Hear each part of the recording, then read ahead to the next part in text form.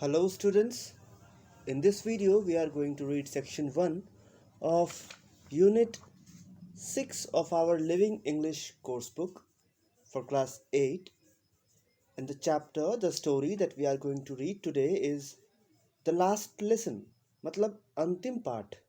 In this short story set in the time of Franco-Prussian War, that is 1870 to 1871, Alfonso Daudet describes an indirect casualty of war.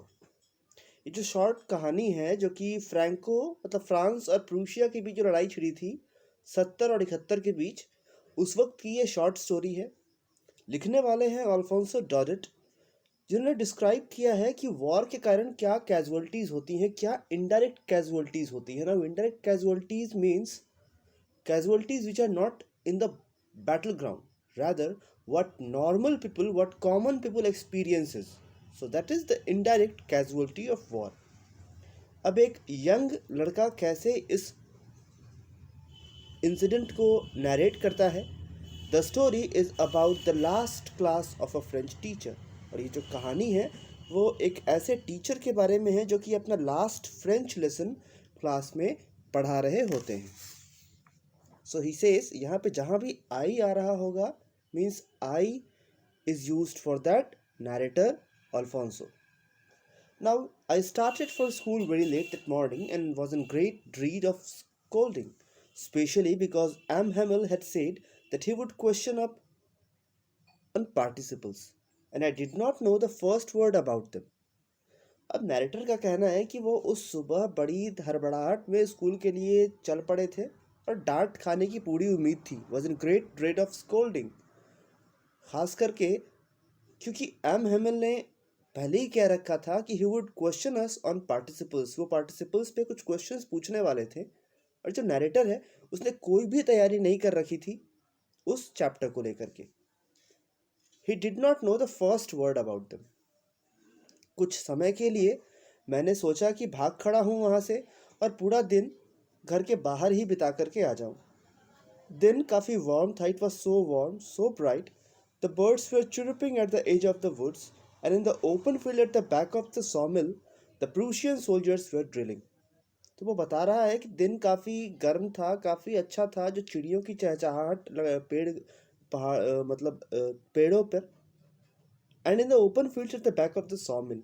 और वो देख पा रहा था लकड़ी की मिल, जहाँ लकड़ी की कटाई होती है, उस मिल के पीछे कुछ प्रूशियन सोल्जर्स थे जो कि प्रैक्टिस कर रहे थे, ड्रिल कर रहे थे, ट्रेनिंग कर रहे थे. It was all much more tempting the rule for participles. Tempting मतलब होता है कुछ जो आपको अपनी तरफ खींचे, आकर्षण का कारण. सो पार्टिसिपल्स के रूल से ये सारी चीज़ें ज़्यादा टेम्पटिंग थी. But I had the strength to resist and I hurried off to school. लेकिन नरेटर कहते हैं कि उन्होंने अपने आप पे काबू रखा और वो स्कूल की तरफ जल्दी में चल दिए. When I passed the town hall, there was a crowd in front of the bulletin board. जब वो टाउन हॉल के आगे से क्रॉस कर रहे थे, पास कर रहे थे, तो उन्होंने काफ़ी भीड़ देखी बुलेटिन बोर्ड के आसपास. पिछले 2 सालों से all our bad news had come from there. जितनी भी बुरी खबरें थी वो सारी की सारी उसी बुलेटिन बोर्ड से आई थी, चाहे वो लॉस्ट बैटल्स की हों या द ड्राफ्ट की हों या कोई भी ऐसा notice. The orders of the commanding officer, and I thought to myself without stopping, what can be the matter now. अब मैंने बिना रुके ही, मतलब नरेटर कह रहे हैं कि वो बिना रुके ही ये सोच भी रहे हैं और साथ ही साथ उनके दिमाग में ये भी चल रहा है कि अभी भला अब कौन सी खबर आ गई. Then as I hurried by as fast as I could go, the blacksmith watcher who was there with his apprentice reading the bulletin called after me, "Don't go so fast, bub. You will get to your school in plenty of time." I thought he was making fun of me and reached M. Hamel's little garden all out of breath. और जबकि narrator तेजी से, जितनी तेजी से वो चल सकते थे, as fast as he could, तो रास्ते में एक ब्लैक स्मिथ लुहार जो कि वॉचर नाम का था, उसने उन्हें टोका.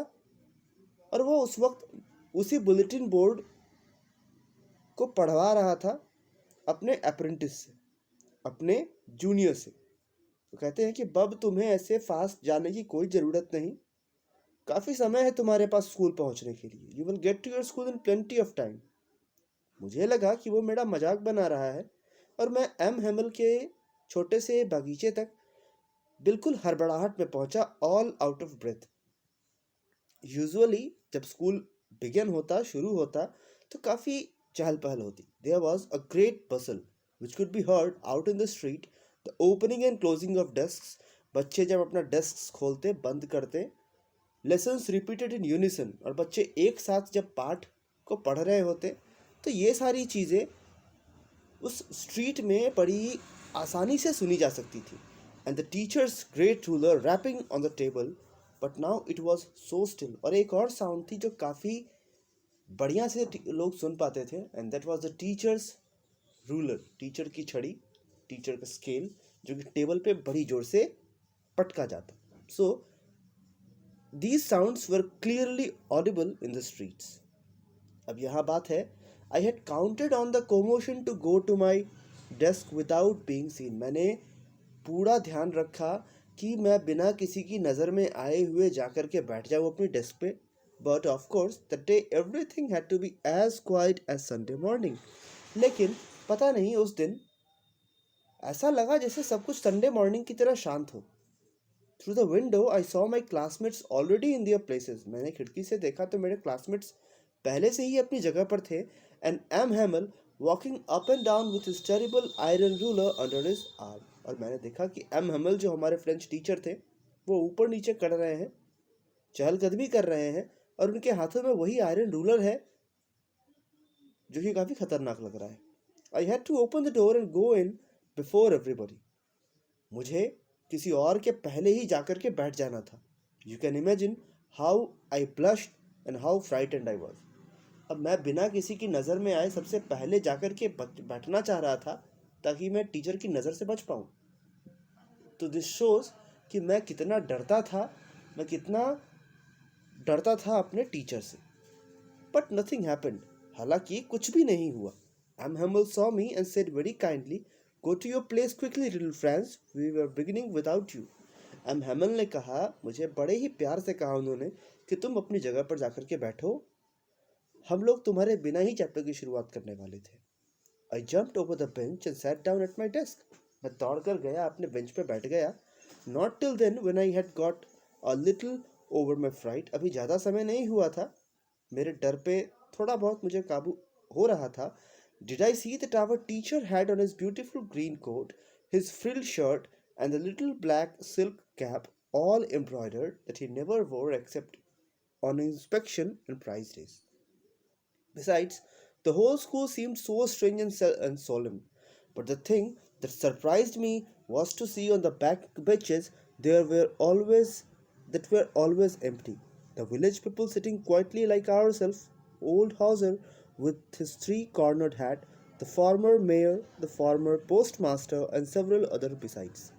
तो यहाँ बात हो रही है कि that day teacher was dressed something unusual. Like वो वैसे कपड़े पहन रखे थे जो वो सिर्फ प्राइज डिस्ट्रीब्यूशन के दिन या इंस्पेक्शन के दिन ही पहना करते थे। So there must be something special about that day. अब यहाँ बात हो रही है कि उस दिन कुछ और भी खास था कि पिछली बेंचेस पे, क्लासरूम की पिछली बेंचेस पे कुछ और भी लोग बैठे थे। जैसे ओल्ड हॉजर, एक बूढ़ा पर्सन था हॉजर नाम का, वो वहाँ पे बैठा था। फॉर्मर मेयर थे, पुराने पोस्ट मास्टर साहब थे, और कुछ और भी लोग थे जो कि पीछे बैठे थे। हर कोई काफ़ी सैड दिख रहा था, और Houser had brought an old primer, मतलब एक किताब जो कि छोटे बच्चों को पढ़ना सिखाती है, thumbed at the edges, and he held it open on his knees with his great spectacles lying across the pages. और वो उसके पन्नों को पलट करके देखे जा रहे थे अपने स्पेक्टिकल से, अपने बड़े स्पेक्टिकल्स के साथ। While I was wondering about it all, M. Hamill mounted his chair and in the same grave and gentle tone which he had used to me, said, "My children, this is the last lesson I shall give you." तो जब मैं ये सारी चीज़ें देख ही रहा था, M Hemal वहाँ आते हैं और बड़ी ही शालीनता से वो कहते हैं कि ये आज जो मैं पढ़ाने वाला हूँ वो शायद तुम्हारा लास्ट लेसन होगा।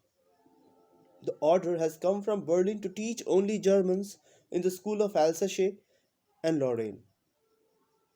बर्लिन से मैसेज आया है कि एल्सेशे और लॉरेन के स्कूलों में सिर्फ और सिर्फ जर्मन पढ़ाई जाएगी। The new master comes tomorrow. This is your last French lesson. I want you to be very attentive. अब जो नए टीचर हैं वो कल आएंगे, तो तब तक मैं चाहता हूँ कि तुम काफ़ी ध्यान से आज की क्लास में फ्रेंच लेसन को समझो, फ्रेंच को समझो। What a thunder clap these words to me. ऐसा लगा जैसे कि मुझे काफ़ी तगड़ा झटका लगा हो। Oh the wretches, that was what they had put up at the town hall. तो क्या ये वही बुरी खबर थी जो टाउन हॉल पे लगी थी? My last French lesson, why I hardly knew how to write. अभी तक तो मैंने लिखना भी नहीं सीखा था। I should never learn any more. अब मैं शायद ही सीख भी पाऊँ। I must stop there then. मुझे वहीं रुक जाना चाहिए था। Oh how sorry I was for not learning my lessons. कितना अभागा था मैं, कितना अफसोस है कि मैं अपने लेसन्स को नहीं सीख पाया। और क्यों नहीं सीख पाया? Because I was seeking for birds eggs. मैं चिड़िया के अंडे को देखता रहता। और गोइंग स्लाइडिंग ऑन द सार। My books that had seemed such a nuisance a while ago, so heavy to carry, my grammar and my history of the saints, were old friends now that I could not give up. मुझे काफ़ी बुरा लग रहा था कि वो सारी किताबें जो मुझे अभी तक काफ़ी डल लग रही थी, काफ़ी भारी लग रही थी कैरी करने में भी, उठाने में भी, मेरी ग्रामर की बुक्स, मेरी हिस्ट्री की books, history of the saints, ये सारी अब मेरा साथ छोड़ने वाली थी, जबकि मैं इन्हें छोड़ना नहीं चाह रहा था। And Amhamel too, the idea that he was going away, that I should never see him again, made me forget all about his ruler and how cranky he was. और अब जबकि एम हैमल भी हमें छोड़कर जाने वाले थे, तो मुझे इस बात का भी अफसोस हो रहा था कि अब मैं उनसे कभी नहीं मिल पाऊंगा और मुझे कभी भी उनके उस रूलर की आवाज़ दोबारा सुनाई नहीं देगी। Poor man. It was in honor of this last lesson that he had put on his fine Sunday clothes. बेचारे आदमी, आज शायद इस दिन के सम्मान में ही या इस लेसन के सम्मान में ही उन्होंने फाइन संडे क्लोथ्स पहन रखे थे। And now I understood why the old man of the village were sitting there in the back of the room. और अब मुझे समझ में आया कि गांव के बुजुर्ग लोग भी क्लासरूम में क्यों बैठे हैं। शायद ये वो तरीका था जिसके साथ वो बताना चाहते थे कि वो भी स्कूल नहीं जा पाए। It was their way of thanking our master for his 40 years of faithful service and of showing their respect for the country that was theirs no more. शायद यही उनका तरीका था उस टीचर को फेयरवेल कहने का, गुड बाय कहने का, जो कि पिछले 40 सालों से स्कूल को अपनी सर्विस देते आए थे। और शायद ये वो भी तरीका था जिसके साथ अपने वो उस मदर लैंग्वेज को रिस्पेक्ट देना चाह रहे थे, जो कि पिछले काफ़ी समय से उनसे छूटता जा रहा था, और एक ऐसे कंट्री को वो अपना रिस्पेक्ट देना चाह रहे थे जो कि शायद अब उनका नहीं था, क्योंकि उस कंट्री पे अब जर्मन्स का रूल हो चुका था। Now after this we get to see कि while I was thinking of all this I heard my name called. जब मैं इन सब चीज़ों के बारे में सोच ही रहा था तभी मेरा नाम पुकारा जाता है। It was my turn to recite. ये मेरी बारी थी रिसाइट करने की, मतलब सुनाने की। What would I not have given be able to say the dreadful rule for the participle all through very loud and clear and without one mistake? मेरे मन में यही डर था कि क्या मैं पार्टिसिपल के रूल्स को बिना किसी गलती के सुना भी पाऊंगा। But I got mixed up on the first words and stood there holding on to my desk, my heart beating on and not daring to look up. लेकिन मेरा हार्ट वहीं बैठा जा रहा था। हार्ट काफ़ी तेज बीट कर रहा था डर के मारे, क्योंकि मुझे इतने सारे लोगों के बीच बातें कहनी थी and I did not know the very first word of participle. I heard M Hamel say to me, I won't scold you. M Hamel कहते हैं मेरी तरफ देखकर कि मैं तुम्हें नहीं डांटूंगा little friends, you must feel bad enough. तुम्हें खुद ही बुरा लगना चाहिए। See how it is. देखो अब हम कहाँ आ चुके हैं। Every day we have said to ourselves, वाह, I have plenty of time. I will learn it tomorrow. And now you see where we have come out. हम हमेशा ही ऐसा ही सोचते आए थे कि हमारे पास काफ़ी समय है, मैं इसे कल सीख लूँगा, मैं इसे कल कर लूँगा। लेकिन अब हम देख सकते हैं कि हम कहाँ आ पहुँचे हैं। Ah, that's the great trouble with Alsace. ये एल्सेशी के लिए सबसे बड़े परेशानी की बात है।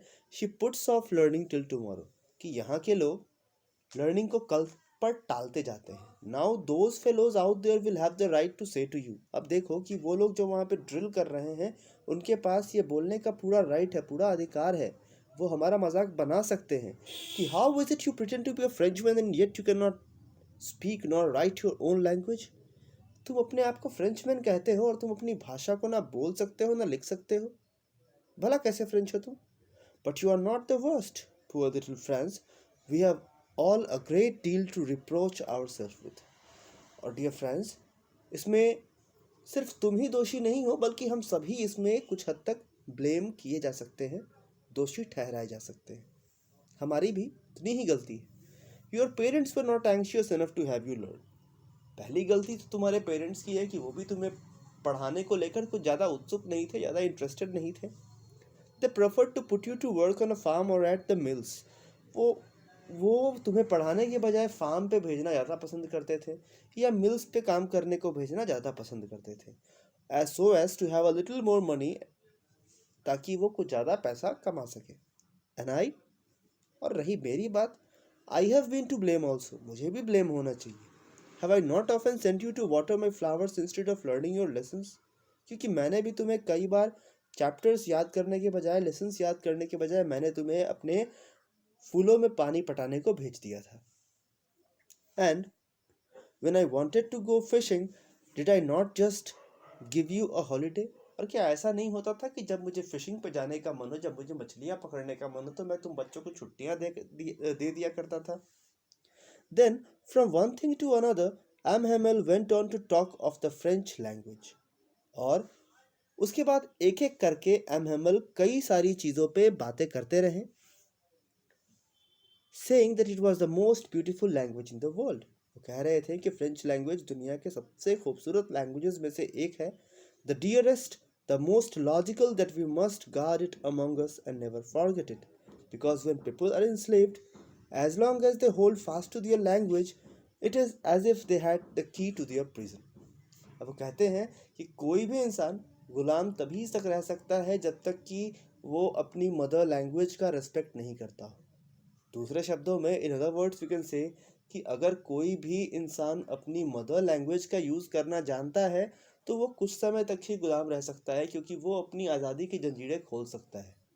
We all know that we can communicate better in our mother tongue, in our mother language. So काफ़ी ज़रूरी है कि हमारी जो अपनी लैंग्वेज है हम उसका रेस्पेक्ट करें, उसका सम्मान करें, and then also we shall try to learn other languages, because language is one thing that allows you to communicate well with other people. Language is one thing that allows you to communicate with the people of the outside world. Like if we are learning English, if we are reading English, then one thing is that we should be able to communicate, we should be able to express ourselves in English.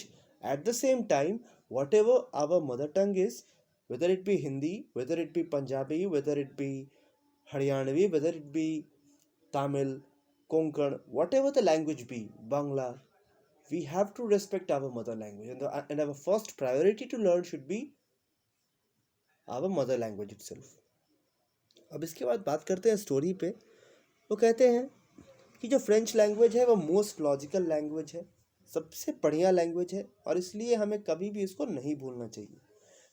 ऐसा कहने के बाद ही open grammar and read us our lessons. फिर ऐसा कहने के बाद उन्होंने ग्रामर के बुक्स को खोला, हमारे लेसन्स को पढ़ा।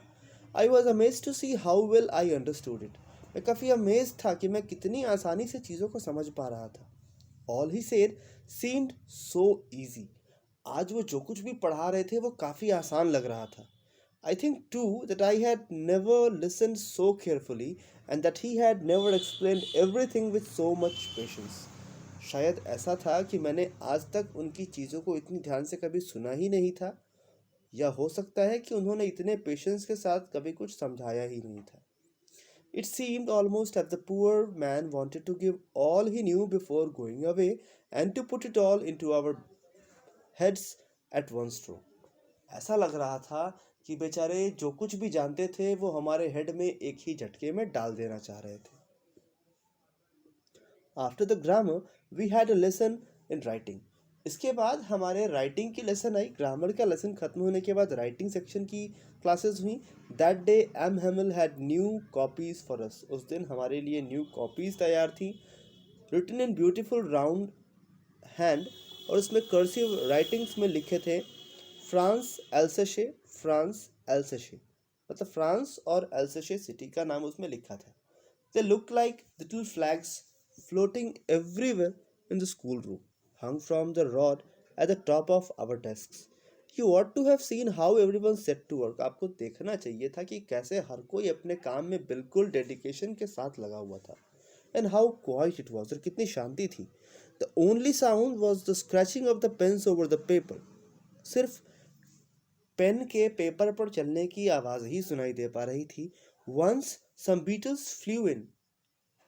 एक बार कुछ बीटल्स भी कमरे में आ गए, कुछ भवड़े भी कमरे में आ गए, but nobody paid any attention to them, not even the littlest once.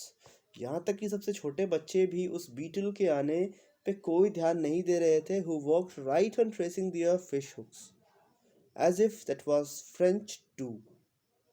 On the roof the pigeons cooed very लो.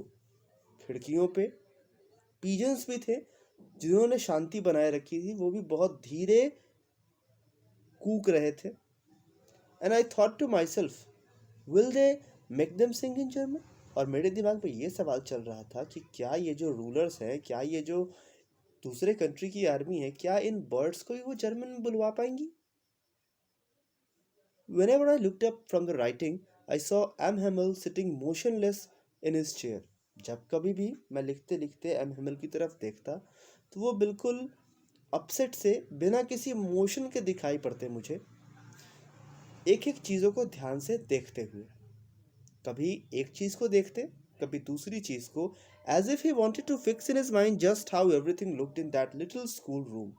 ऐसा लगता कि मानो वो उस कमरे की हर चीज़ को बारीकी से, काफ़ी माइन्यूटली ऑब्जर्व करना चाह रहे थे. For 40 years he had been there in the same place. पिछले 40 सालों से वो उसी जगह पे थे. With his garden outside the window and his class in front of him. उनके सामने उनकी क्लास और उनके बगल में खिड़की के बाहर उनका बागीचा. Only the desks and benches had been worn smooth. सिर्फ बेंचेस और डेस्क की समय समय पर पेंटिंग की जाती. They weren't smooth. The walnut tree in the garden were taller, and the hope vine that he had planted himself twined about the windows to the roof. और जो hope vine का पौधा उन्होंने लगाया था वो खिड़कियों से लिपटा पड़ा था. How it must have broken his heart to leave all poor men to hear his sister moving about in the room above packing their trunks. कितना बुरा लग रहा होगा उस बेचारे इंसान को ये महसूस करते हुए कि ऊपर उसकी बहन है जो कि ट्रंक्स पैक कर रही है और उसका आवाज़ वो यहाँ तक सुन पा रहे हैं.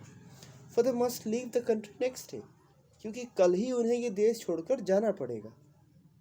But he had the courage to hear every lesson to the very last.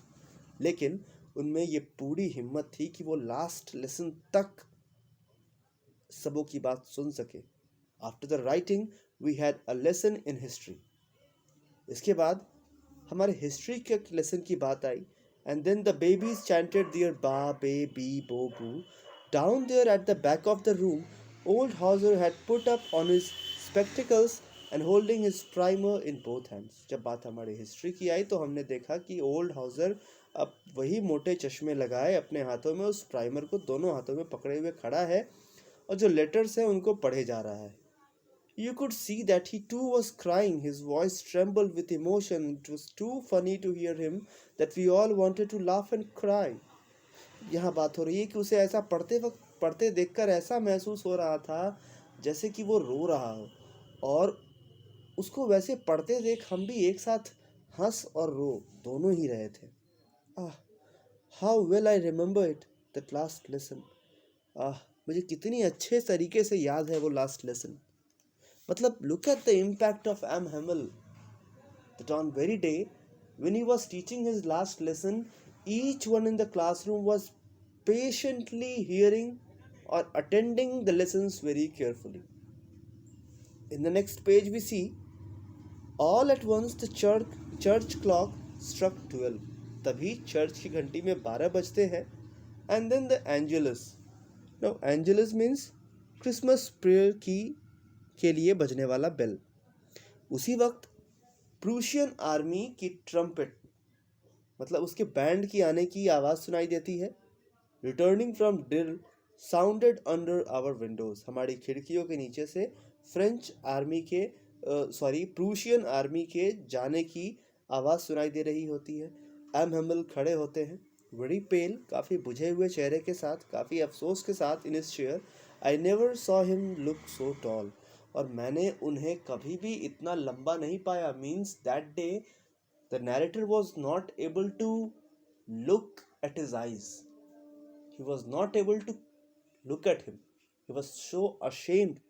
He was feeling such a sense of guilt in himself that he was not able to look at his teacher. वो अपनी teacher की तरफ देख भी नहीं पा रहे थे शर्म के मारे. My friend, said he, but something choked him. वो कहना तो चाह रहे थे लेकिन शायद कुछ उन्हें रोक रहा था. Something choked him. He could not go on. वो आगे बोल ही नहीं पाए. Then he turned to the blackboard. फिर वो blackboard की तरफ मुड़ते हैं. Took a piece of chalk. हाथों में चौक का एक पीस लेते हैं. And bearing on with all his might, और जितनी ताकत से वो लिख सकते थे उन्होंने लिखा.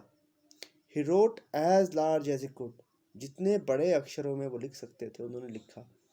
Vive la France, मतलब long live France.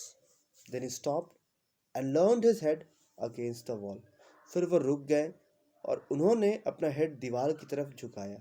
And without a word, he made a gesture to us with his hand. School is dismissed. You may go. मतलब कि वो कुछ बोल भी नहीं पा रहे थे. He was so upset that he could not speak. He could not utter a word. And so he made a gesture to us with his hand. उन्होंने हाथ से ही हमारी तरफ इशारा किया that the school is dismissed. You may go. And the story is narrated by Alfonso Dorrit. That is all for this video. I hope the video was interesting and helpful. Keep watching, stay with us, stay safe, stay healthy, and enjoy.